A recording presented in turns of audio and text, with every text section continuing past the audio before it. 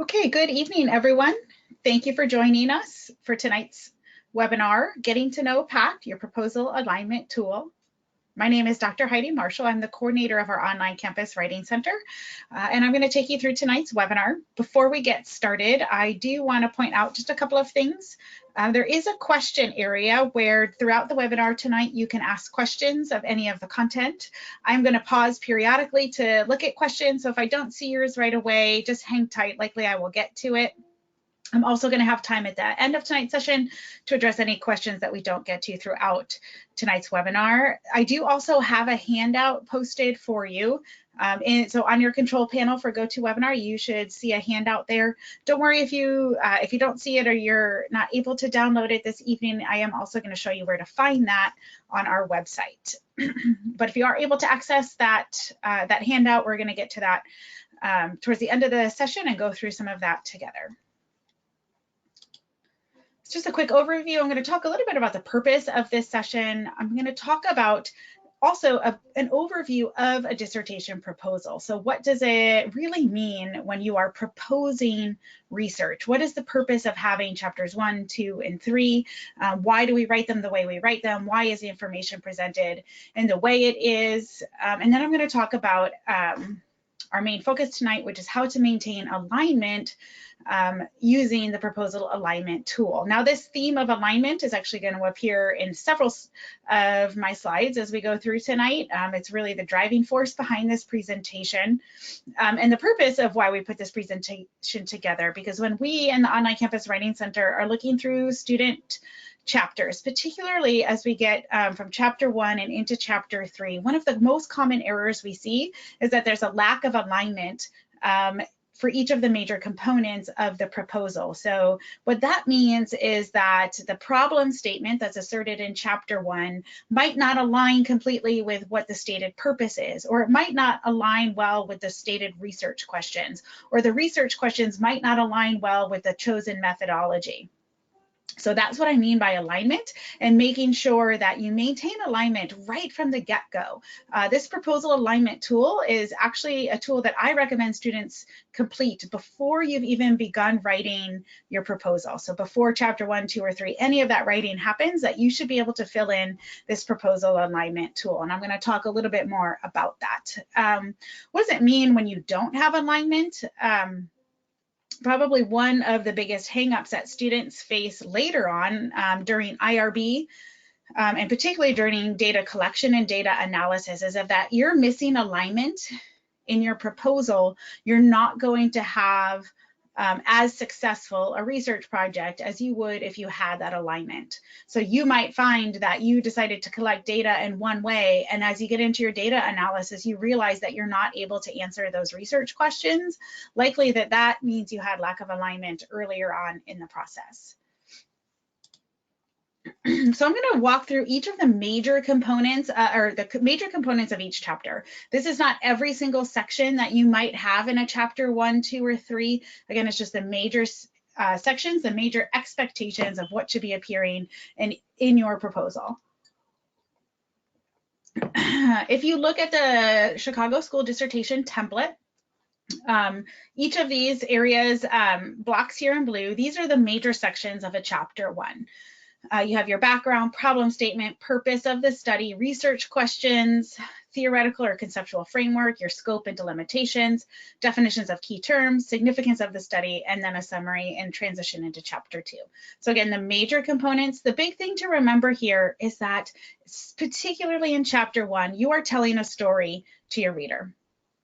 Each of these parts must lead logically into the next part, much like it would if you were building a story. So you're building a logical narrative that's developing for your reader throughout chapter 1. Also keep in mind that this is a prescribed format of writing. So when you see these sections here, there really isn't any wiggle room for changing them around, that there's a very specific purpose for the reason we present them in the order in which we present them. However, that does not necessarily mean that you're going to write them all in this order. It just means that when you are ready to turn in your proposal and when you have your final dissertation, that this is the order in which these sections will appear. So let's talk a little bit about these major sections. The first one being the background. The background serves as your introduction to your entire study. You are setting the stage for your reader.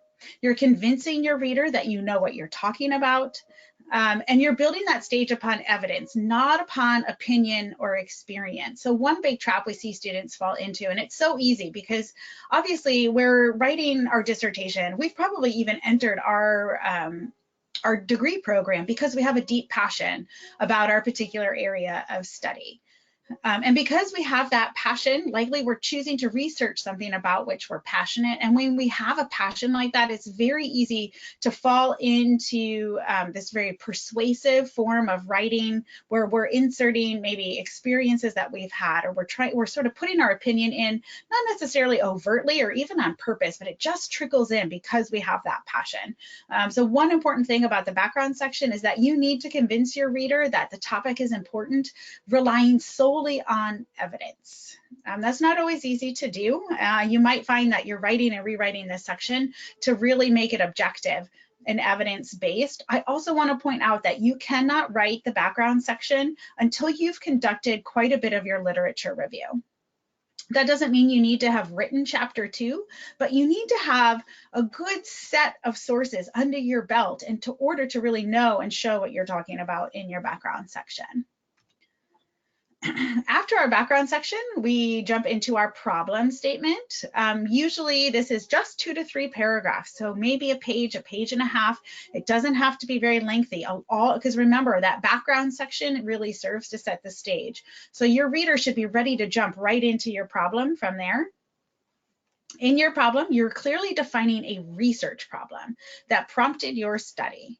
You're looking for a gap in research. So again, this is one of the reasons why you really need to begin to exhaust that literature, what you're going to be putting into chapter 2 before you start writing chapter 1, because you need to tell your reader that, hey, I've read all the literature and there isn't yet a study on what I want to study. Therefore, I need to study it, right? This is a persuasive document, but it's grounded in evidence. It's grounded in this concept that there isn't yet research out there that does what you are setting out to do. You also want to make sure in this problem statement that you're really getting beyond the symptoms of the problem, right? So it's relatively simple to say, and I'm going to have an example of this in just a moment, but it's relatively simple to say, for example, let's just hypothetically say that in a particular school district, third graders are, not passing a particular standardized mathematics test, right? And it's simple to say that that's a problem. It's problematic, yes, but is that actually the problem, or is that a symptom of a greater problem? And it's likely that is a symptom of a systemic problem within the school district itself. So we want to make sure that our problem statement, again, isn't too focused on those surface level symptoms, that you're really digging in and figuring out what is the actual systemic issue that I'm going to be addressing in my research.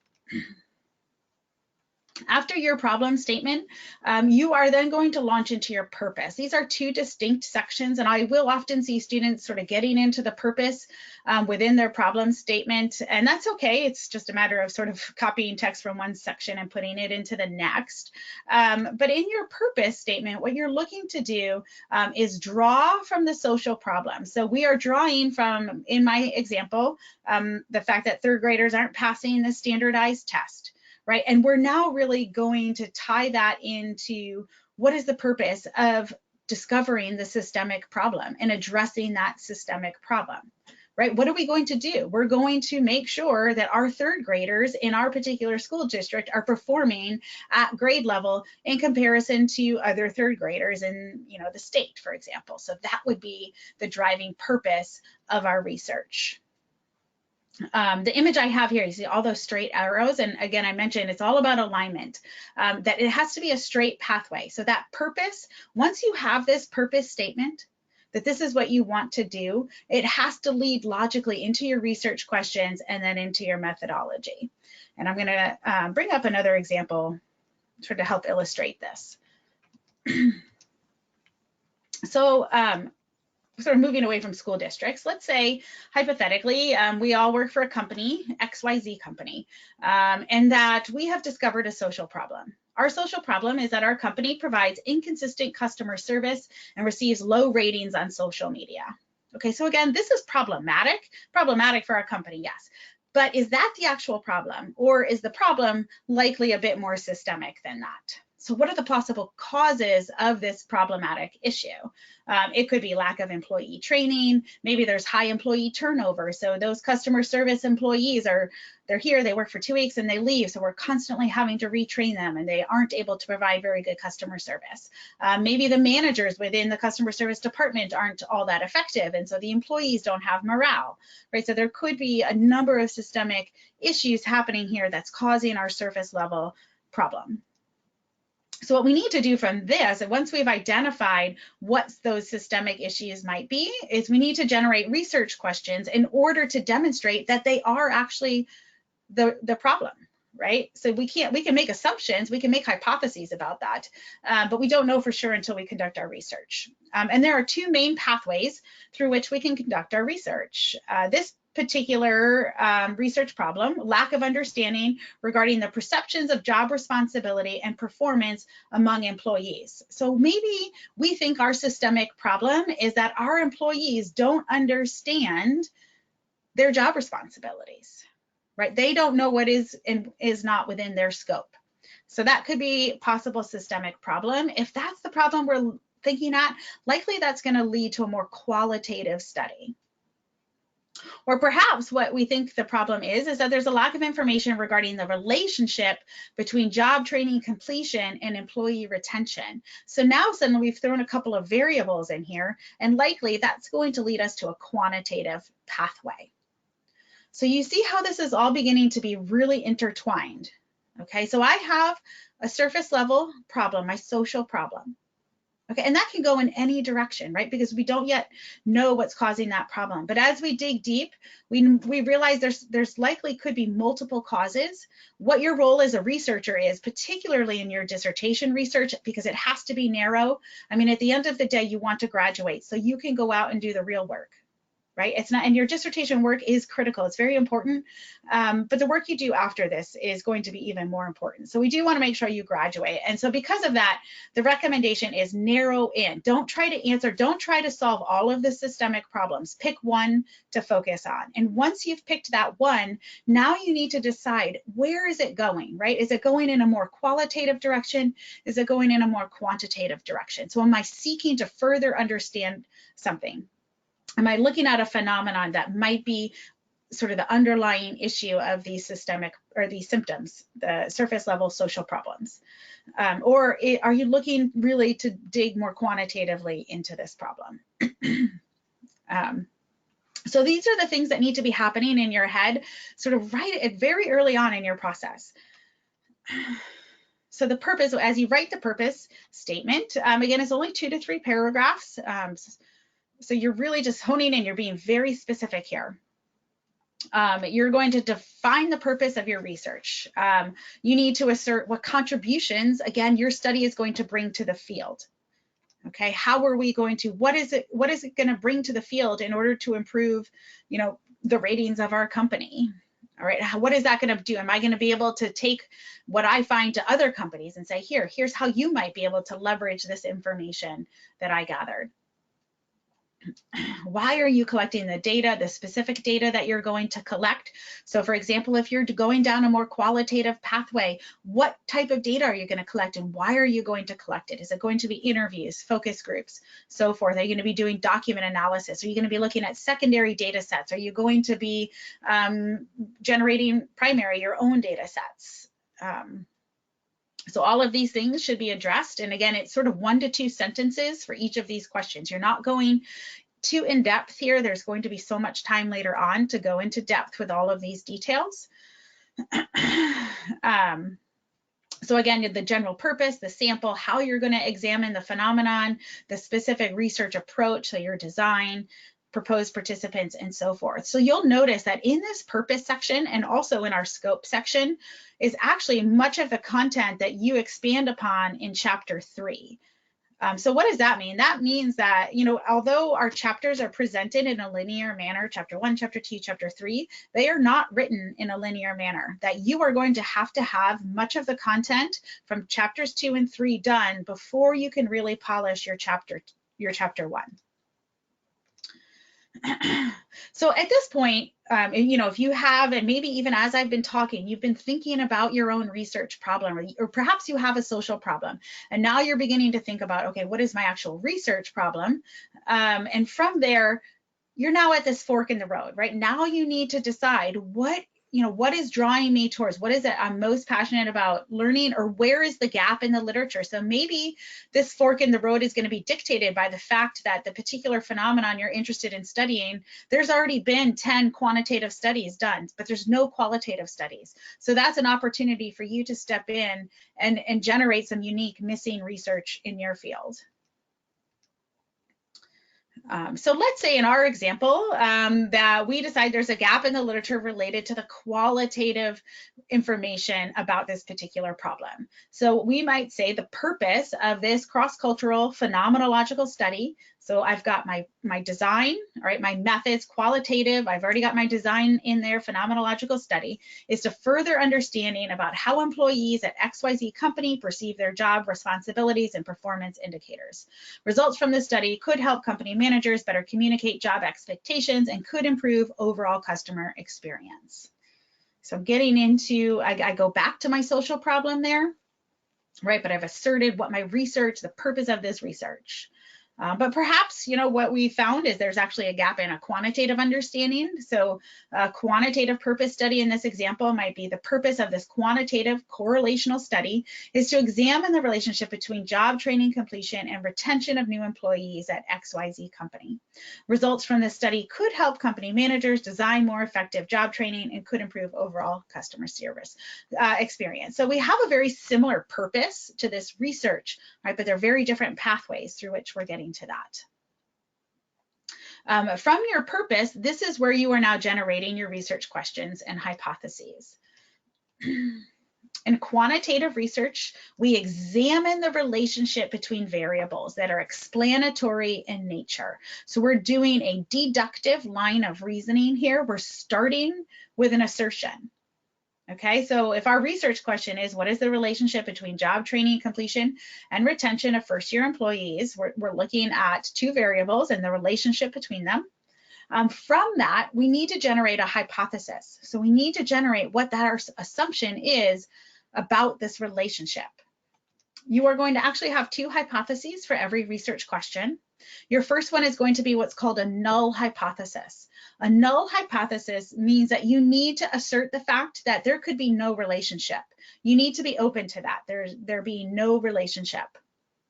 Your alternative hypothesis is actually what you're going to be studying, and yet you're going to hypothesize about the nature of that relationship. So in this case, there is a positive, significant relationship between job training completion and retention of first-year employees. Okay.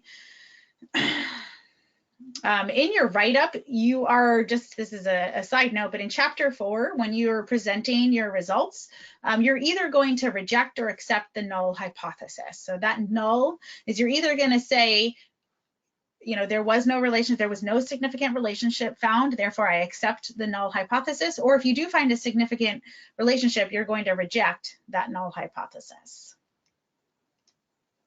Qualitative research questions, rather than being deductive, where we start sort of from the top and down, we do the opposite in qualitative research. We start from the bottom and we go up. They're exploratory in nature. Okay, they're open-ended questions, so they're not a yes or no question. They do not have hypotheses because they're inductive.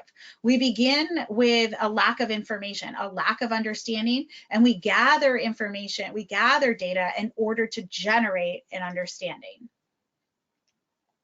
So we'll always have a guiding research question. In this case, what are the perceptions of employees at XYZ company regarding the scope of their job responsibilities and performance indicators? A sub-question might be, what tasks do new employees at this company feel least equipped to handle? right? So you notice these are not yes/no questions. They're open-ended. They're open to sort of a variety of information, right? And we can gather data in a variety of ways based on these open-ended questions. Once you have your research questions, now what you need is what's called a theoretical or conceptual framework. This is the lens through which you are going to conduct your study. All right, you're going to, and a qualitative study has what's called a conceptual framework. A quantitative study has what's called a theoretical framework. The difference here being that because qualitative research is so inductive and it has to be so open to multiple paths of interpretation, that often you might be incorporating more than one theory or model. Right, so we call it a conceptual framework. So you might have multiple theories, models, and ideas that are coming into this. In quantitative research, typically we pick one, maybe two central theories that are going and through which we're going to ground our research. You need to make sure you've done a lot of reading in your field to identify which theories or models are going to make the most sense. You're going to have evidence here that shows there's been other similar studies that have used a very similar framework.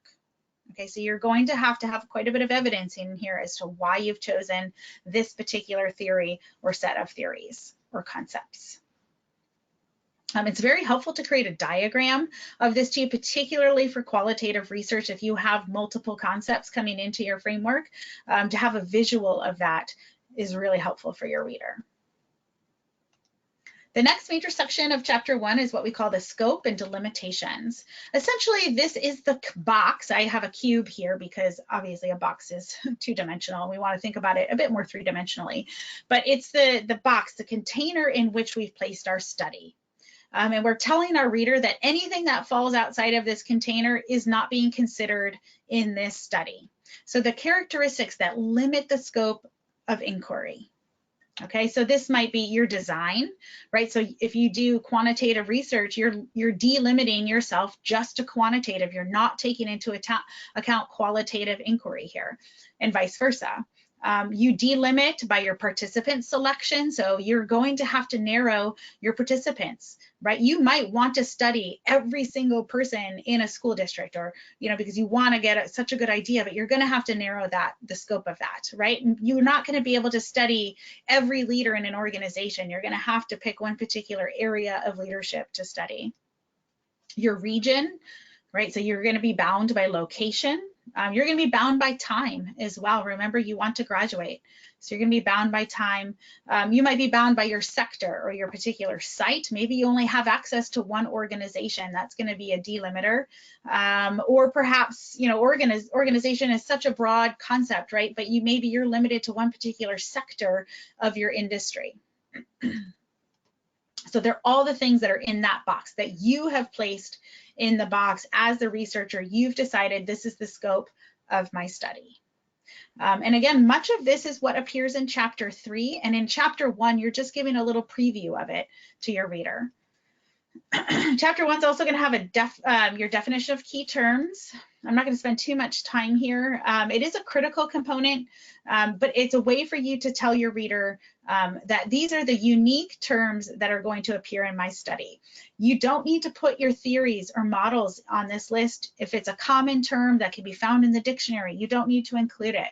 Okay, really, they're only things that are operationally defined in the literature that might not be commonly known to your reader. Then you're going to move on to your significance. Okay, this can be a tricky section. It sometimes feels a little bit redundant from the purpose of this study, right? Because, what's the difference between purpose and significance? Significance is really going to ask you to think about the broader audience of your research. So in the purpose, we're very focused really just on our particular participants and their immediate surrounding, their immediate environment, and the impact that our research will have there. With the significance, you want to think more broadly than that. Okay, who's going to be interested outside of your research scope in these findings? Right? What are you going to do? Are you going to contribute to your field? For example, if you're an international psychology student, is this going to contribute to your field in some way? You also, though, want to be a bit humble in this section, right? Remember that it's such a small slice of the pie. And so don't be unrealistic about what the significance of your results might be. We're going to then move into chapter 2. Chapter 2 is going to be so diverse. There's really very little right or wrong way to, especially when we get into the body of the literature review, to do this. It's up to you and your committee to determine what is the most logical way to demonstrate that you've done what's called saturating the literature. So you need to make sure that you've shown your reader, your committee, that you have truly exhausted the literature in your particular field. But there are some critical components that are required in chapter 2. In introduction, you're going to sort of provide a mini preview. It's almost like a small abstract of chapter 2. You're going to state what topics will be covered in the review. You're going to provide sort of a mini outline for your reader in this introduction. From your introduction, you're going to lead into your research strategy. I like to akin a research strategy to a recipe. That if I was very interested in studying the same thing that you're studying, I could look at your research strategy and I could reproduce your reference list just based on this section. That you're going to tell me what databases you used, what keywords you used within those databases, what periodicals you chose from the databases, how many articles you chose, why you chose them, and so forth. So I should be able to, again, after reading this, for the most part, reproduce that reference list. You want to, so there's a lot of, I get a lot of questions from students about like, well, I have a source from 2014, is it too old, right? This is a little subjective. We do say that most of your research needs to be what's called empirical, okay? So you're relying on primary research, primarily within your literature review. You will tap into some seminal works, so particularly as you dive into the theories, that a lot of those sources will be older, but for the most part, you want current empirical research. We say 5 years, but that's a guideline, right? It really is dependent upon your area of study, how much research has been conducted before. So, for some topics, if you're, for example, if you're studying educational technology, you probably don't want to go much beyond 3 years because so much has changed just in the past few years in that particular field. Then you're going to have the body of your literature review. The length, again, so like I mentioned, there's really no right or wrong here. Your length is going to depend on your topic, your framework, your methodology, how much research has been done in the past. Okay, so it's so dependent on so many different variables that we cannot say you need to have X number of sources. We cannot say it needs to be X number of pages. It's just impossible to say that because everybody's topic is so unique and so different. And it's really up to you, the writer, to say, I've saturated this literature review.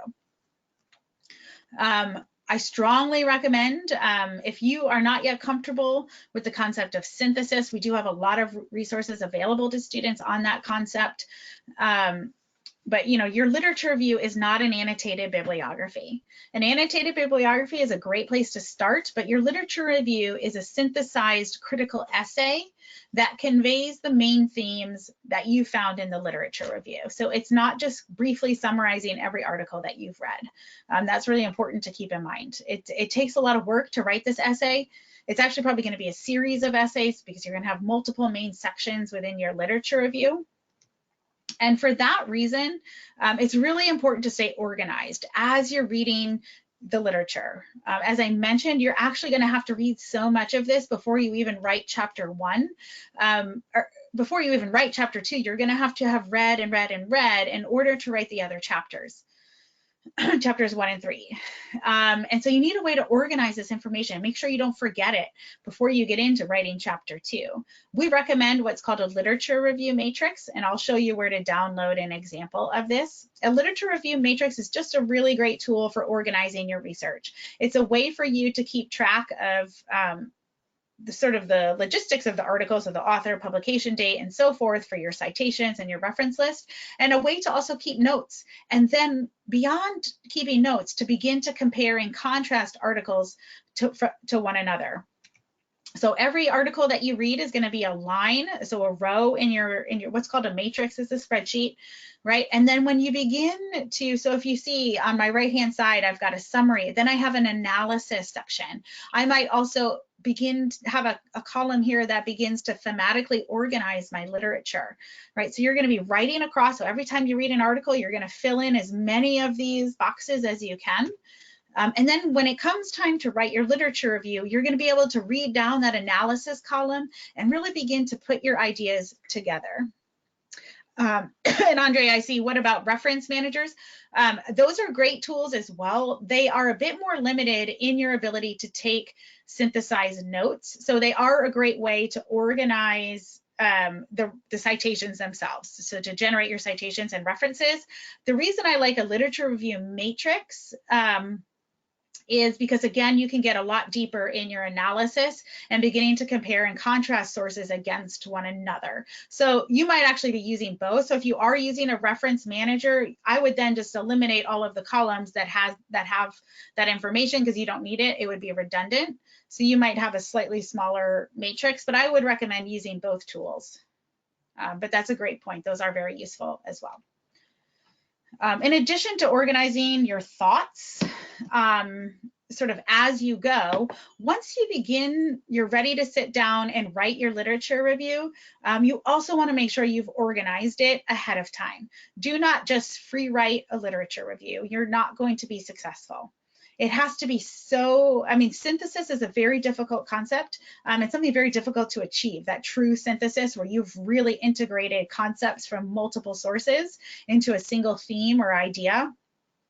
And you have to work from an outline. You have to have done so much of this work before you begin your writing. So again, don't just free write your literature review. Really try to be as organized as possible when you go into it. It's really going to help you stay on task as well. Make sure that you're not going off on tangents. I just read one recently where, I mean, my feedback, unfortunately, to the student was that I have to recommend, you know, she deleted almost 2 pages from her literature review because although it was very interesting content, it wasn't in support of her purpose. It wasn't aligned with her research question and her purpose. And so it just didn't have a place there, even though it was very interesting, right? So just because something's interesting doesn't necessarily mean it's relevant. And you always, when you're writing your literature review, in order to maintain this alignment, you need to make sure that your research question and your purpose are always front and center. I actually recommend write those down on a sticky note and put them on your computer, or stick them somewhere visible when you're writing, because that always, it's your thesis statement, right? It's the guiding thing. You're creating, again, a persuasive essay throughout this whole thing. And what you're trying to do is persuade your reader that your research matters. Okay, so you need to keep those front and center. Use APA headings. Make sure as you add notes to your outline that you're citing those so you don't have inadvertent plagiarism. Be very confident. So just to reiterate here, right? So no 2 literature reviews are alike. That's a really exciting thing. So I could give every single person on this webinar call tonight, I could give you the same set of references and ask you to write a synthesized essay, and not one of you would have the same essay, right? You are bringing in your own perspectives, your own worldviews, your own interpretations of the literature review, and that's great. That's wonderful. That's exactly what you should be doing. As long as you show that you've understood it. That is your analysis. It's a very unique essay, and it can be really fun when you get into it and you begin to really put it all together and put the pieces of that puzzle together.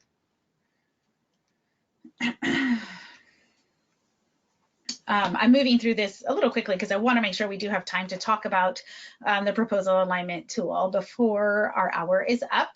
So chapter 3, the components of chapter 3, just like in chapter 1, this is a prescribed document. Okay, that these sections are what these sections are. There's really very little room for deviation here. You're using a stepwise approach. So each section leads into the next. The content is going to flow logically from one section to the next. You are going to begin by reasserting your purpose statement. Okay, it must align with the purpose that you have in chapter 1. There cannot be deviation there. Okay, you're also going to provide an overview. What can the reader expect here? You're going to reassert your research questions and your hypotheses. You might include a little bit of a rationale. Okay, this is going to be, that rationale will be evidence-based as well. These research questions must appear exactly as they appear in chapter 1. Your hypotheses must appear exactly as they appear in chapter 1. From your research questions, then you're going to dive into that research design. Okay, you're going to provide a rationale. This is where you're going to tap into the literature and say, you know, look at all these other current researchers who've used a similar methodology that I'm planning to use. So you're going to have a really precise rationale for why you've chosen your particular methodology and your particular research design. If you don't yet know that we have methodology experts here at the Chicago School who are available to help, now you know. I recommend very strongly that you use their services. Make an appointment, meet with them if you have questions at all, particularly once you begin to think you have your research questions ready, that's the time to reach out and say, now from this question, what is the most appropriate design? You also need to mention your population and your sample, how you're going to select your sample out of your population, right? So the population is the general group that you're studying. So for example, I'm going to study all of the managers at mid-size shipping companies, right? That's my population. Obviously, I'm not going to interview every single one of them. That would be ridiculous. So how am I going to select my participants who are going to be representative of my population? The methodology experts are also wonderful at helping you determine your sample size. So if that's something that you're not quite sure about, to reach out to them. You're then going to also have to talk about your procedures. So how are you going to collect your data? If you're going to contact your participants, how will you contact them? Email, phone call, face-to-face. You have to be very precise here. It's almost like a checklist that you're going through. How are you going to collect your data? Are you going to record interview transcripts? Are you using a survey? If so, if is your survey electronic? Is it paper? Do they have to be present to take it? Is it going to be web-based? So all of these very minute details have to appear here in your procedures section. You're then going to discuss the validity, how you're going to maintain validity. In qualitative research, validity refers to concepts such as credibility, dependability, confirmability, and transferability. And in quantitative research, you also need to talk about the internal and external validity. So internal would be your research instruments. Do you know that the survey you're using is a valid instrument? If so, how do you know that?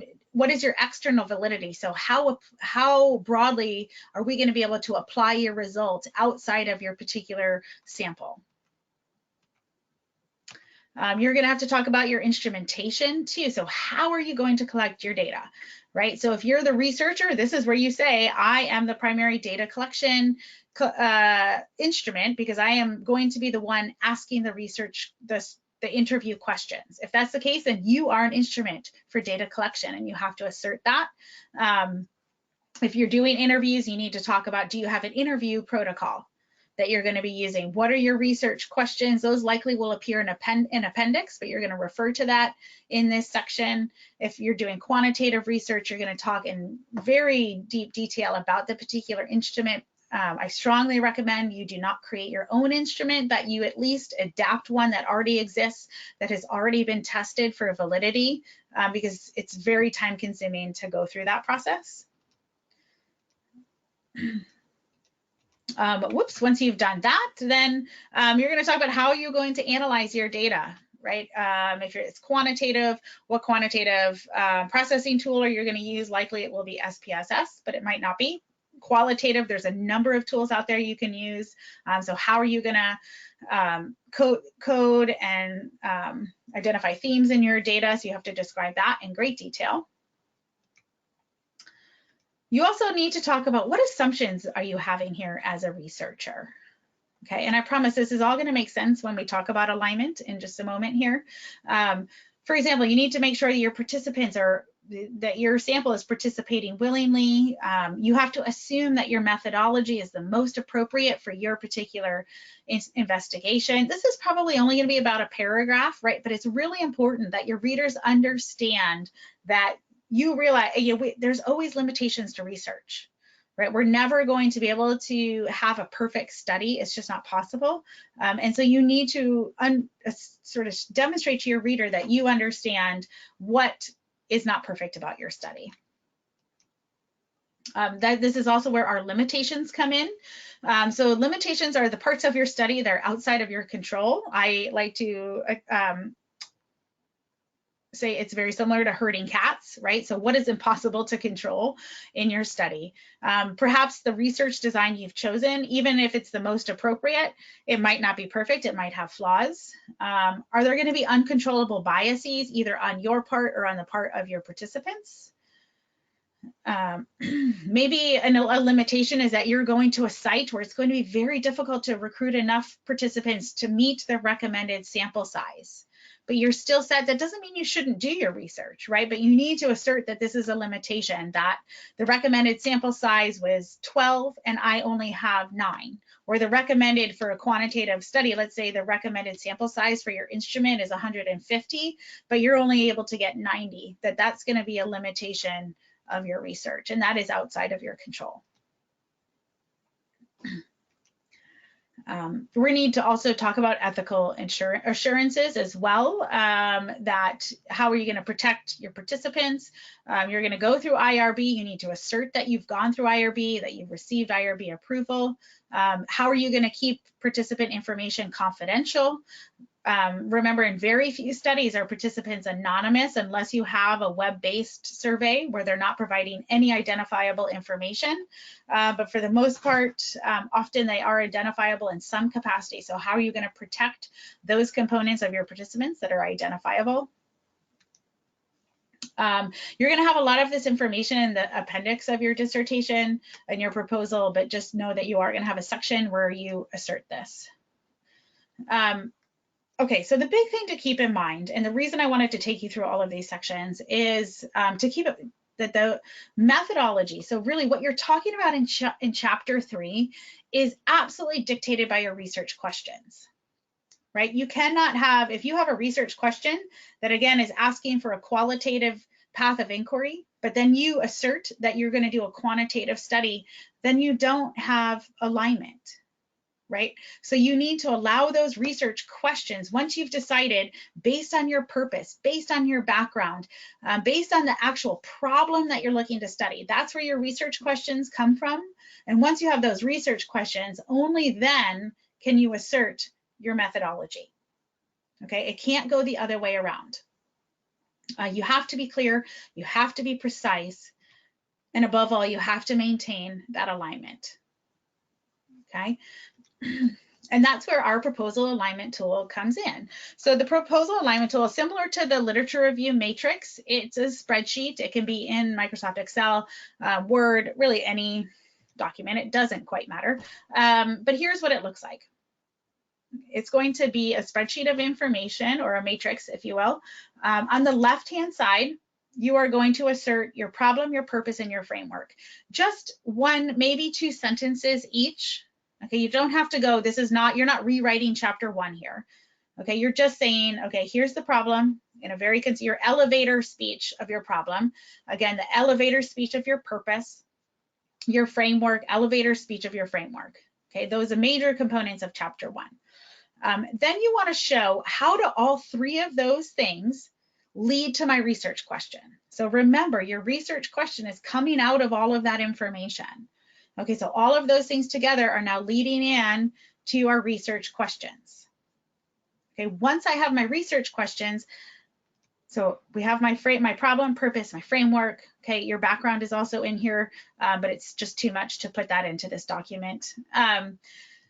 Into your research questions, step 2, right? From our research questions, then we can assert the design, the methodology, the pathway, so qualitative pathway.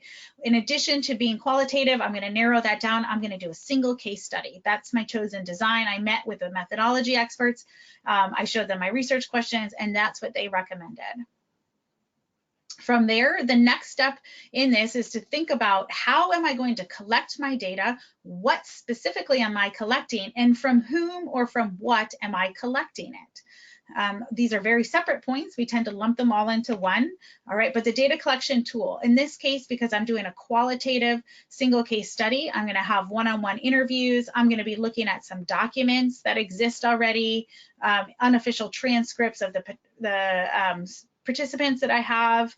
I'm also going to have some observation of my interviews. So I'm going to be videoing my interviews and then I'm going to observe them. Or perhaps I have a second researcher who's going to be doing observation, right? So these are the tools that I'm using.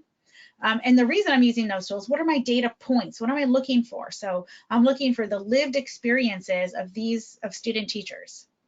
Okay, I'm looking at time to degree completion. So these are the data points that I'm really interested in, and those absolutely have to relate to my research questions. All right, so if your data points don't tie directly back to your research question, then you don't have alignment. You know that something needs to be tweaked somewhere. And what are your sources of data? In this case, my source is student teachers. Okay, those are the only folks I'm going to interview, but in your case, maybe you're going to be interviewing a lot of people, or maybe you're going to be distributing a quantitative survey to a number of people. And then your data analysis tool. All right, how am I going to now analyze the data that I've collected? So if you see, this is involving information.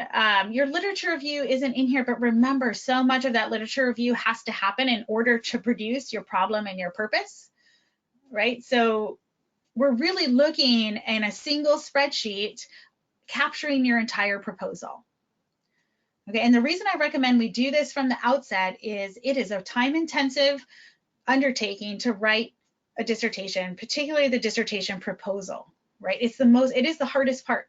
Once you've written that proposal and you have it approved and you know what you're going out to do, that is actually the easy part, the data collection and data analysis and the final write-up. It's going to feel easy compared to writing this proposal. So you really want to make sure that you don't have alignment, because sort of the worst news you can get is, you get to IRB or you get to your oral defense and suddenly there's a red flag and they say, well, you're saying that your data points are this, but that has nothing to do with your research question, right? Because now you have to rethink it. You're going to have to do so much rewriting. So I really recommend, let's get this out ahead of time so that you've got alignment across all of the major sections before you begin writing that proposal. Just to bring it up, so this is what it looks like in a spreadsheet. I have a blank version of it too.